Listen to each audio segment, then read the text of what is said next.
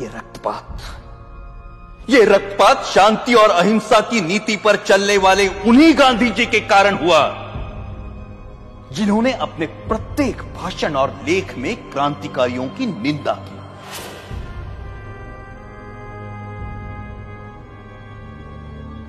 जब गांधी जी के प्रचंड विरोध के बावजूद भी मार्च 1931 के वार्षिक अधिवेशन में कांग्रेस ने भगत सिंह के साहस की प्रशंसा में प्रस्ताव पारित किया, तब गांधी जी अपनी इस पराजय को नहीं भूले और कुछ महीने भीतर जब मुंबई के गवर्नर पर गोली चली तो गांधी जी ने उसका कारण भगत सिंह की प्रशंसा में पारित इस प्रस्ताव को ही बताया।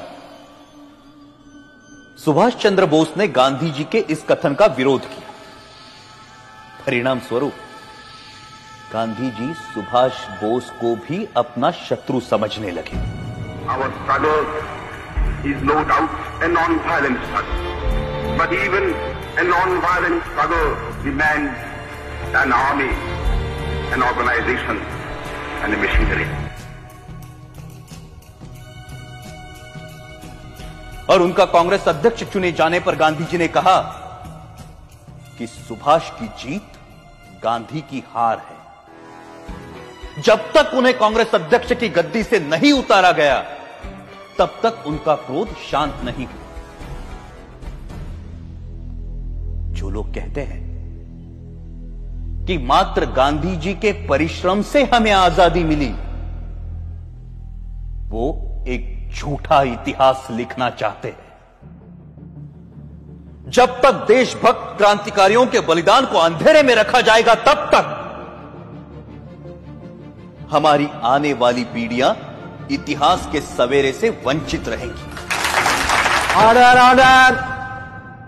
1947 की सर्दियों में हिंदू मुस्लिम एकता के लिए गांधी जी ने जो आमरण अनशन रखा था, उसे तोड़ने के लिए जो पहली शर्त उन्होंने रखी थी वो ये थी कि दिल्ली की मस्जिदों में शरण लिए हुए हिंदू और सिख शरणार्थियों को मस्जिदों से बाहर निकाला जाए और मस्जिदें मुसलमानों को सौंप दी जाए। सरकार गांधी के अनशन के सामने घुटने टेकने पर मजबूर हुई और जिस दिन गांधी जी ने अनशन तोड़ा उस दिन वर्षा भी हो रही थी। उस असाधारण सर्दी में अच्छे घरों में रहने वाले लोग भी कांप रहे थे, परंतु उन निराश्रितों के ठिठुरते हुए कुटुंब के कुटुंब मस्जिदों से बलपूर्वक बाहर निकाले गए। जिस दिन यह घटना घटी संयोगवश मैं दिल्ली में ही था और मैंने